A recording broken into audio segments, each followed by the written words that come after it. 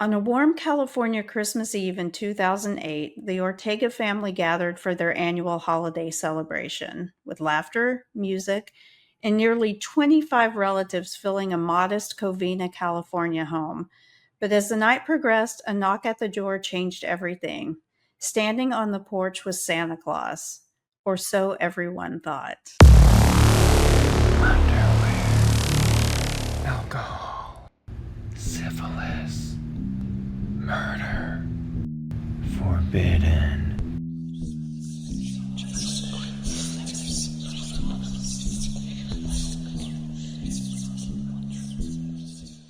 Look at you with your Christmas cactus behind you. How holiday spirited you are.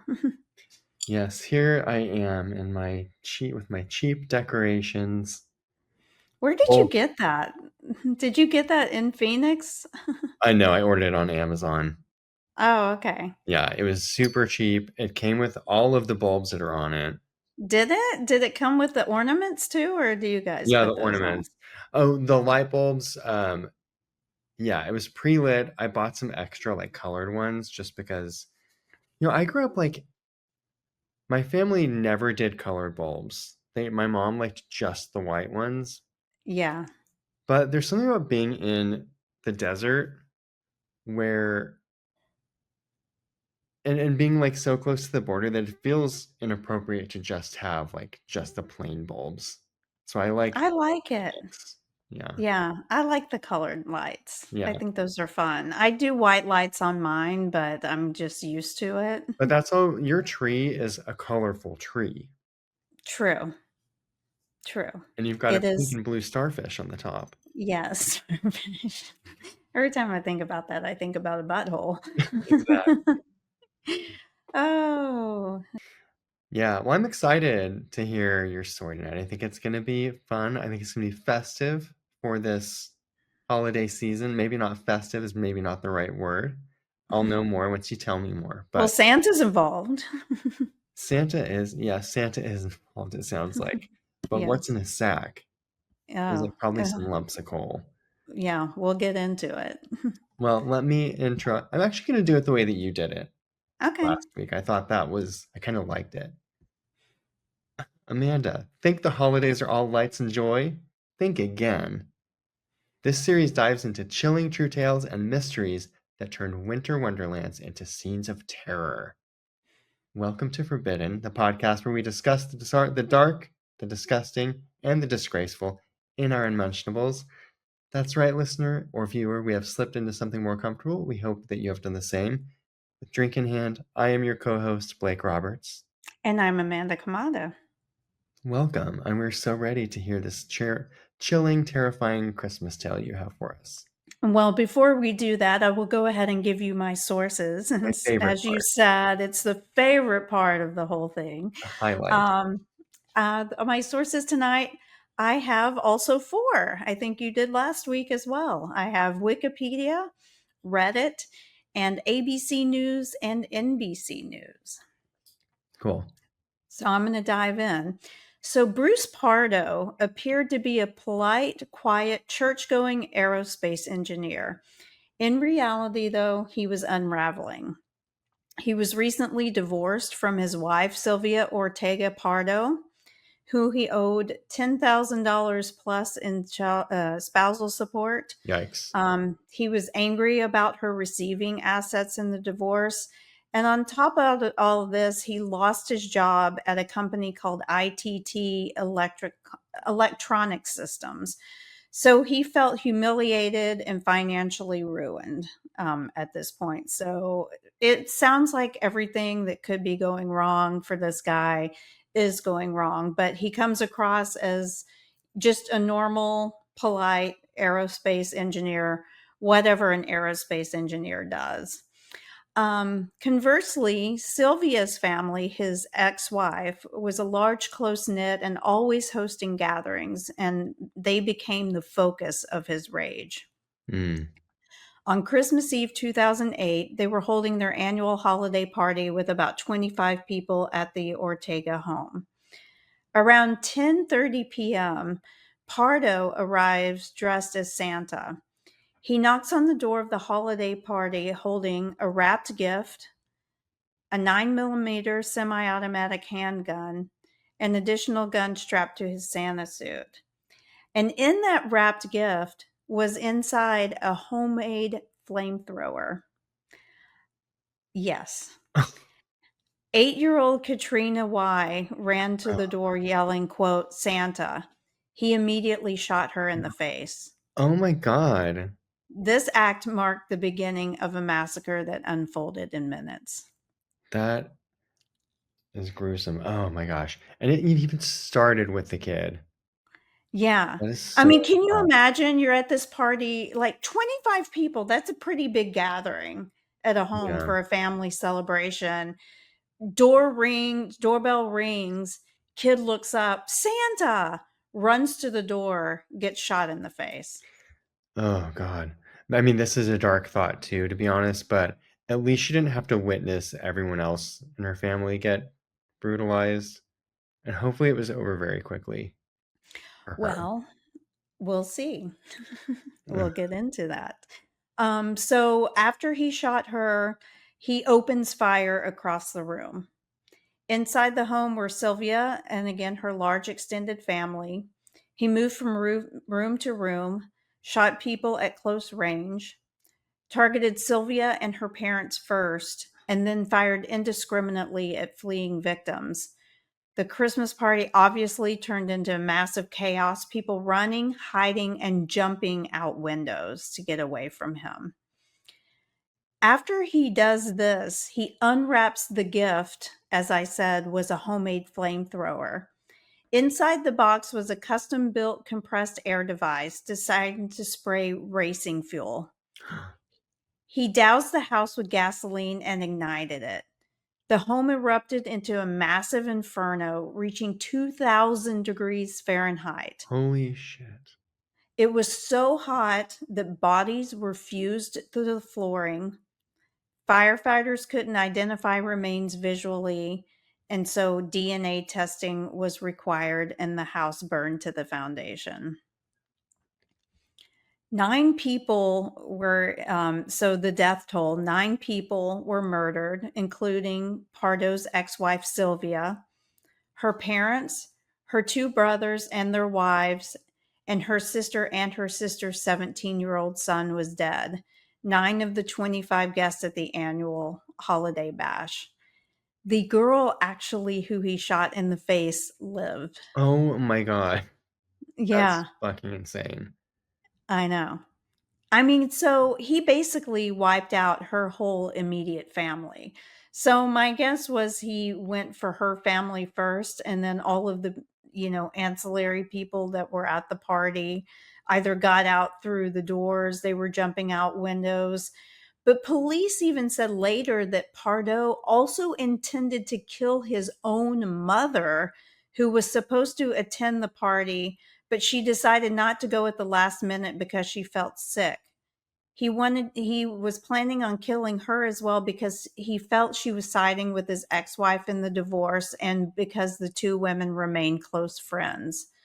3 people were severely injured but survived: the 8-year-old who answered the door, a woman who jumped from a second-story window, and a man who was shot in the back. Okay, I was gonna ask that. I was trying to picture the home. I was in my head, I was thinking like, this is California. What part of California is this? Covina. So I Covina. think Covina is, I think it's kind of like on the outskirts of Los Angeles, like a Yeah. suburb of Los Angeles, because I know there's Covina and I think there's a West Covina, Yeah. but I don't know if that's on the way to San Bernardino, that route, or if it's like another direction, but sort of like the Southern California area. Yeah. In my head, I was picturing like a ranch style home, but it was a two-story. You said Hmm. someone jumped out and survived from the second Hmm. story. Hmm. God, that's crazy. I know, terrifying. And imagine like the flamethrower situation, with racing fuel. I mean, that is absolutely insane. Um, so Pardo had essentially planned this for months. I mean, yeah. And He built a y- flamethrower. yeah. And he actually had a full escape plan, evidenced by he had airline tickets to Canada, cash, he had rented a getaway car, and he had maps with him. But it did not go as planned for him because he suffered third-degree burns when the house exploded, and his Santa suit melted onto his skin. So good on him that he did not get by with this without coming unscathed. Not so You smart know, after all, are you? yeah, aerospace engineer. Realizing he couldn't continue with his escape plan, he went to his brother's house in nearby Sylmar, California. On December 25th, police found him dead from a self inflicted gunshot wound. Of course. Yeah. His getaway materials were in his rental car, which was rigged with a fuel tank and booby trapped with explosives that police had to disarm before it was detonated.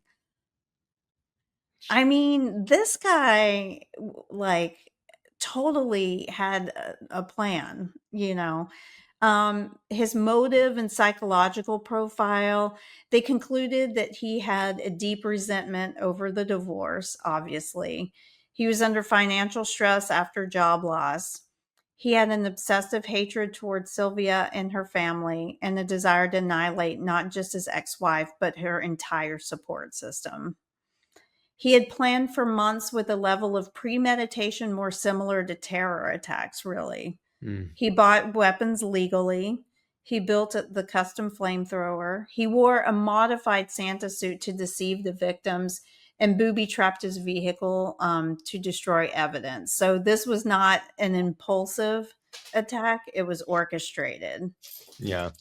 Um, and they were saying that when he went to buy his Santa suit, that people remember him asking for something like larger, that he wanted to appear larger and stuff like that. And it was because he was holding, all of this ammunition and that sort of thing. But that is the story of the Covina massacre.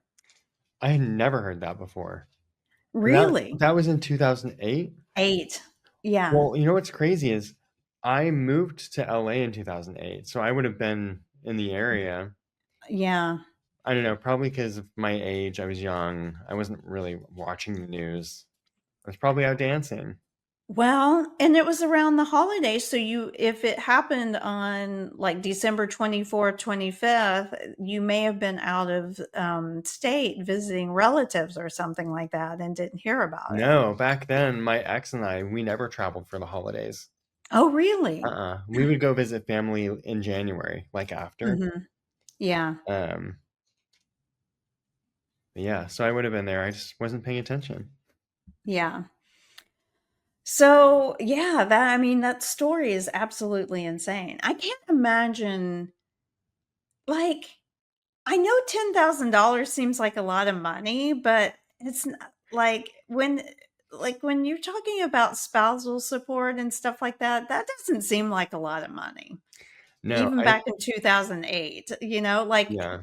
talk to me if she got, like, a quarter of $1,000,000 or something like that. I mean, I've been in debt for $10,000 Mhm. before, Yeah. and I'm But you not. didn't go and try to kill 25 people. No, at It least felt nothing like that you know the of.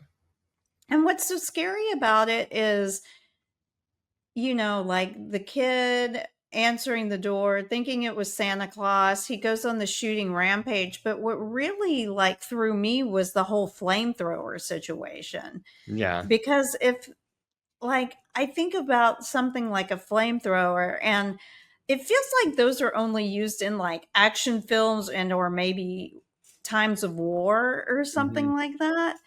And the fact that the house was 2,000 degrees Fahrenheit when it burned down and that people were actually fused to the floor and stuff like that, that is completely gruesome.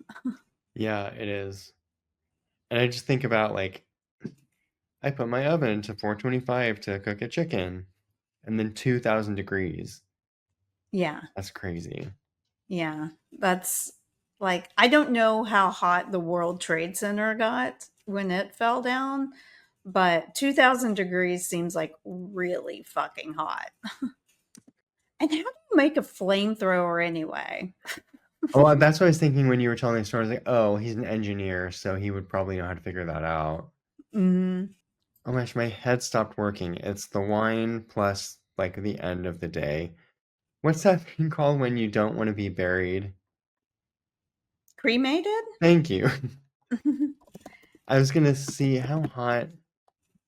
Oh, So, how hot is it? Like so when for you're a cremated? cremation chamber is typically between 1400 and 1800. So it was even hotter than a Than cremation a chamber. crematorium. Yeah, Oh my God.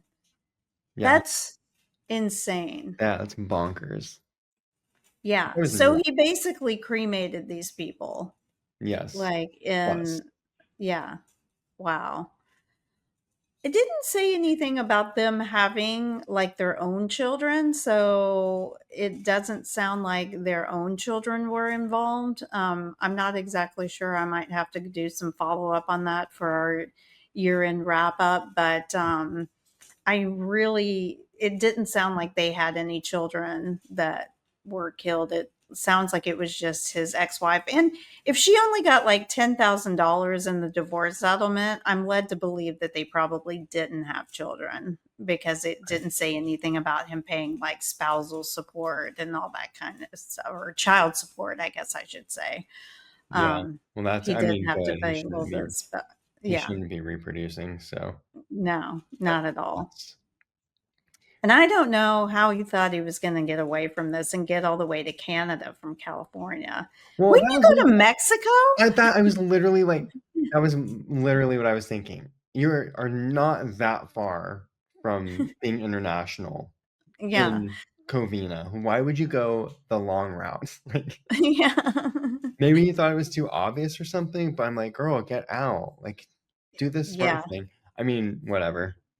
Yeah. Not that I'm rooting for the villain, but it's sort of crazy. He Yeah. took a weird move. Also, if you think about it's December, he planned this far in advance.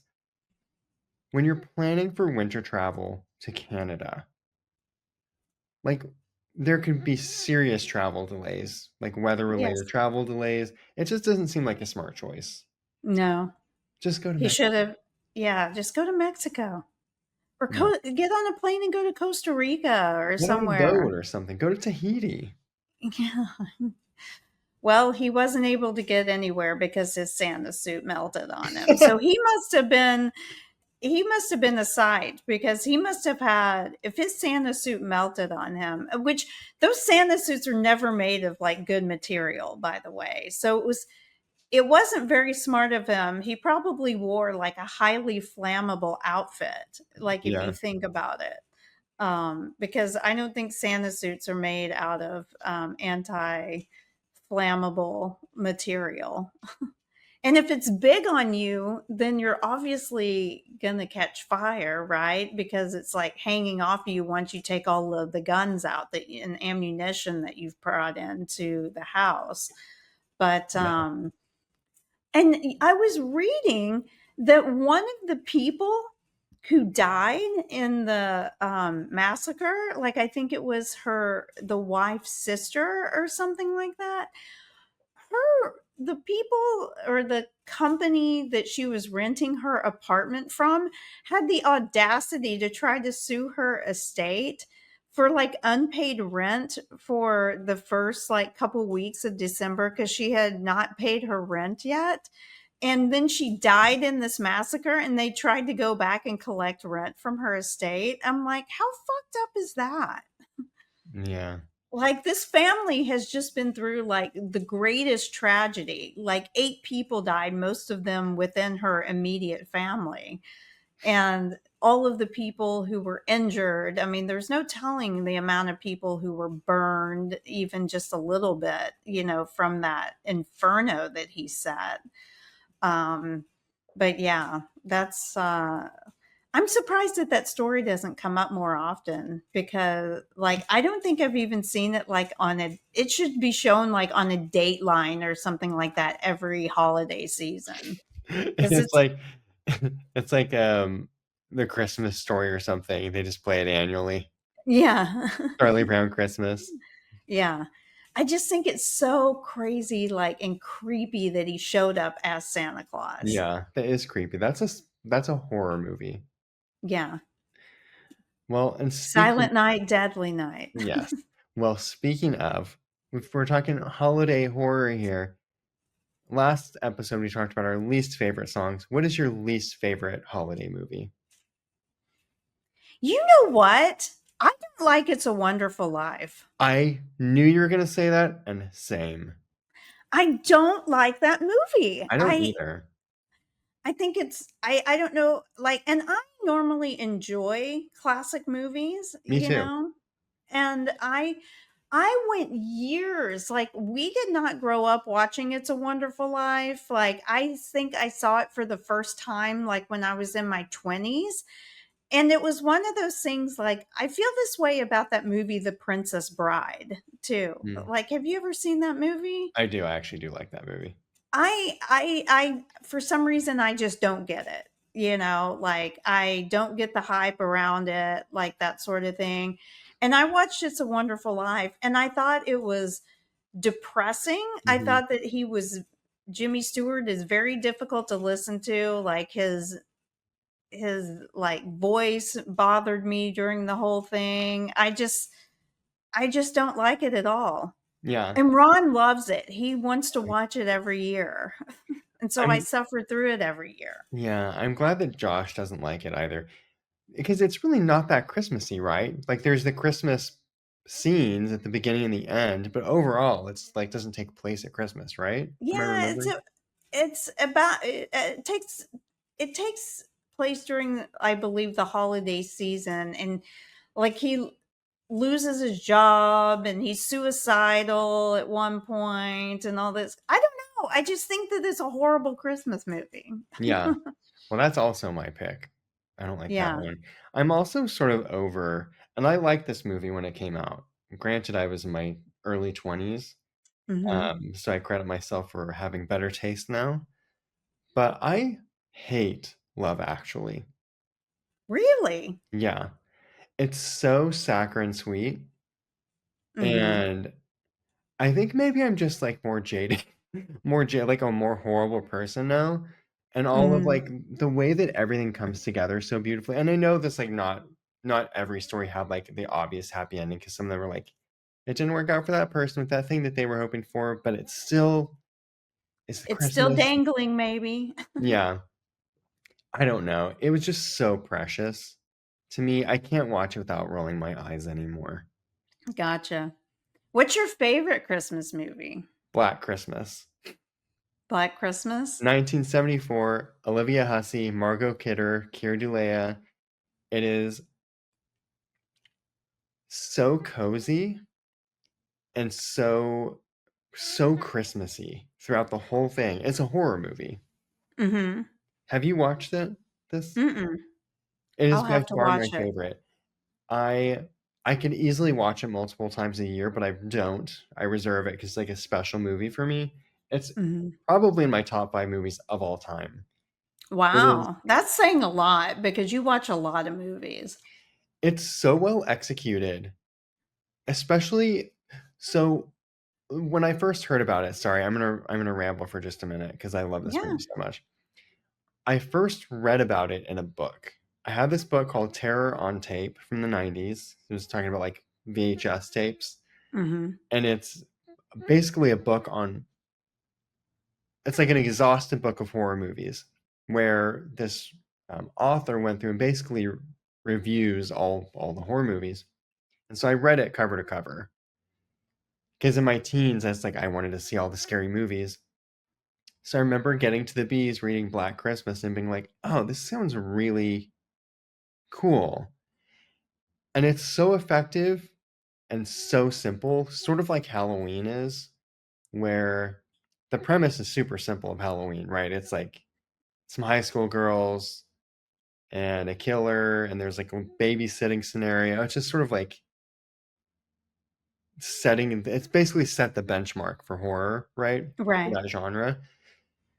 Black Christmas precedes Halloween by I think 4 years, and it even sets up slashers A lot of people call it the first slasher, and there's like some debate there, but it's so good and so Christmassy. It's got John Saxon, who you would instantly recognize. He's a famous character actor. He was in Nightmare on Elm Street. He's been in tons of things. He always plays police officers. I think he's dead now, but it's funny. It's well written. It's well acted. It's shot sort of beautifully. Everything feels Christmassy. Like you never depart Christmas in this movie. Mhm. It's cold, it's dark, and from the beginning, it sort of starts where um,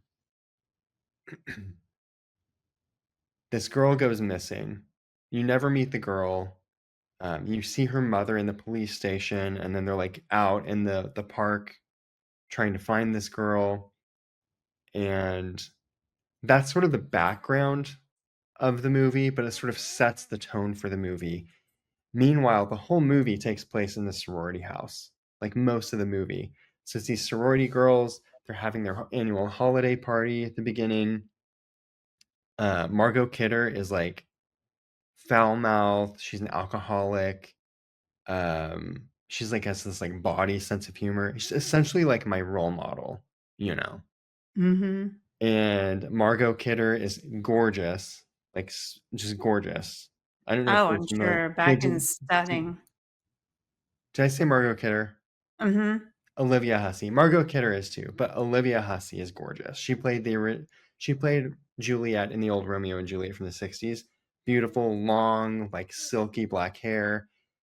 She's got an accent. She's just like super stylish, 70s and gorgeous. Anyway, she's like the more wholesome one.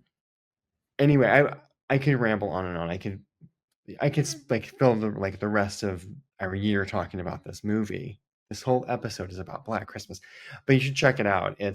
Um, it's a great one to turn out the lights.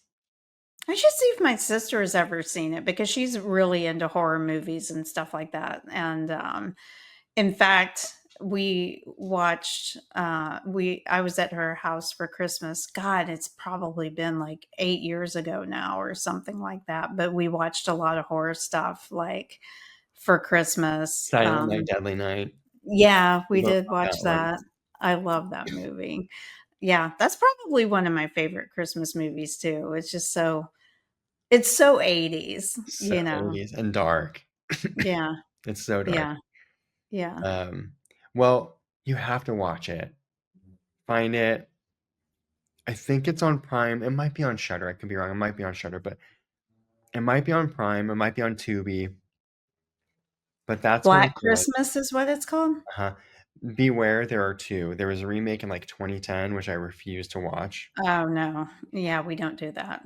Part of part of what makes the original so scary is that it just wouldn't work with cell phones Yeah. and current technology the way the original works so well.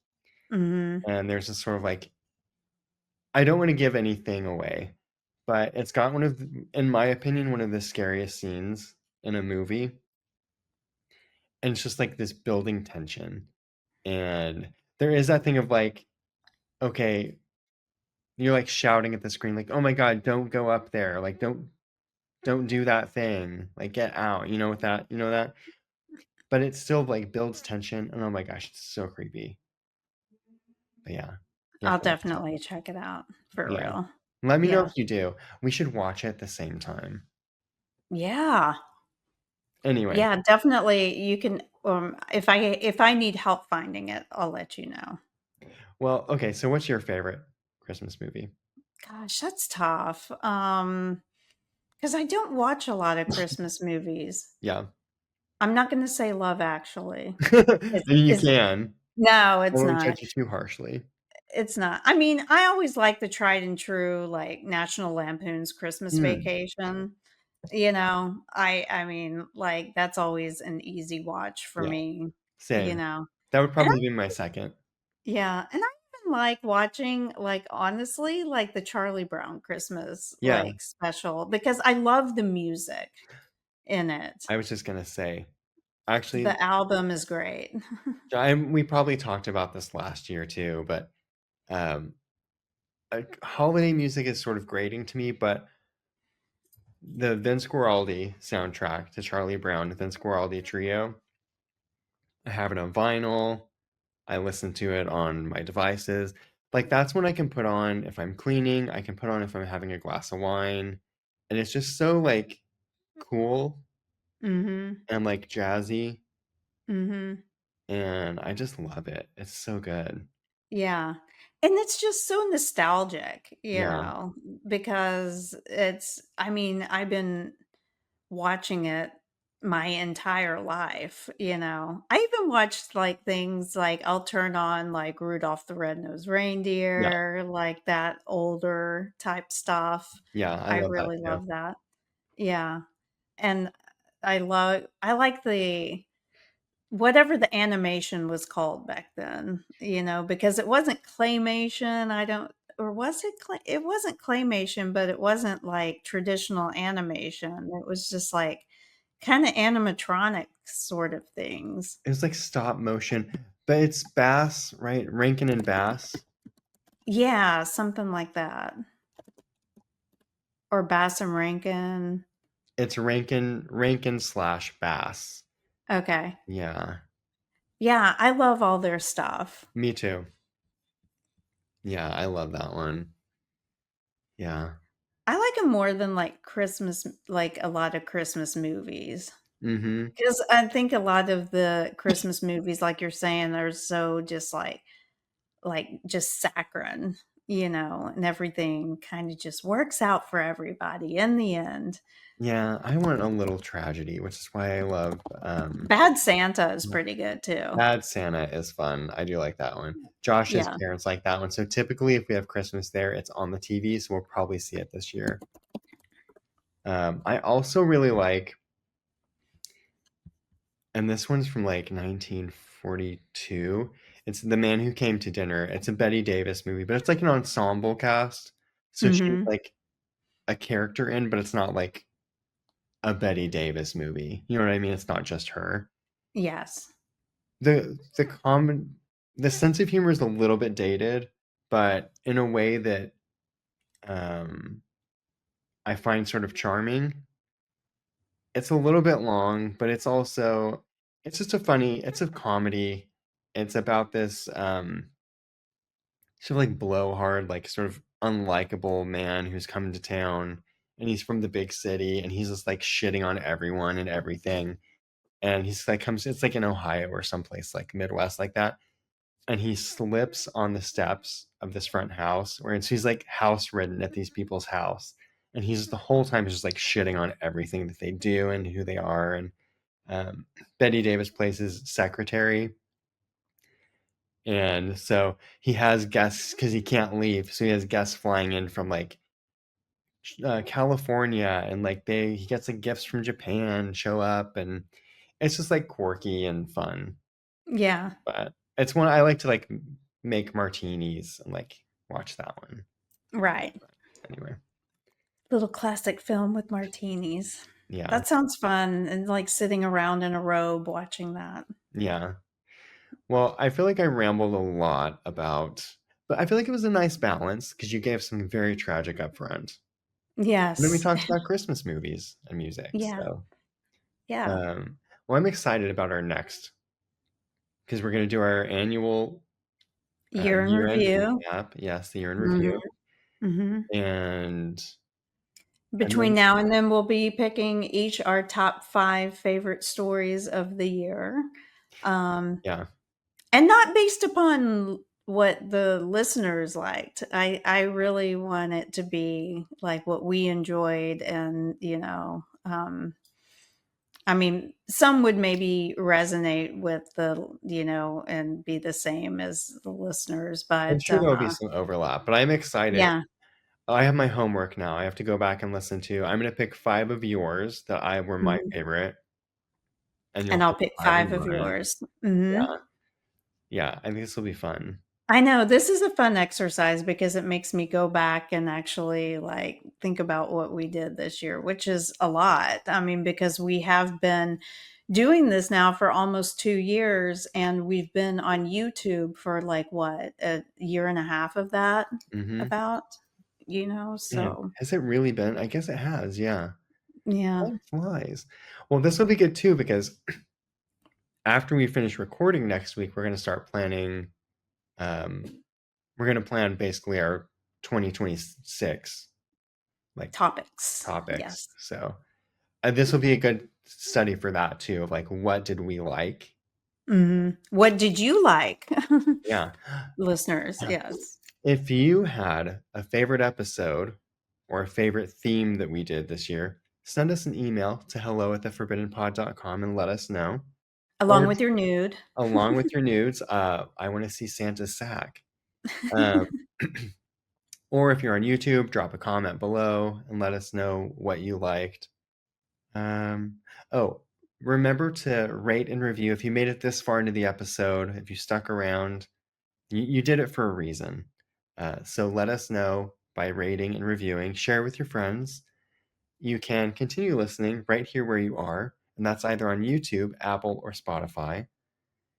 You can follow us on social, on Facebook and Instagram at hello. No, I'm sorry. That's our email address, at the Forbidden Pod. And then check out our Web archives. yes, our antique episodes on theforbiddenpod.com. So yeah, so we'll see you next time. Amanda, thank you for that. I had no idea. I thought I was going to know that one and I did not. I'm glad I was able to surprise you. Yeah. And listeners, as always, we thank Thank you. you. Happy Happy holidays. holidays. Cheers.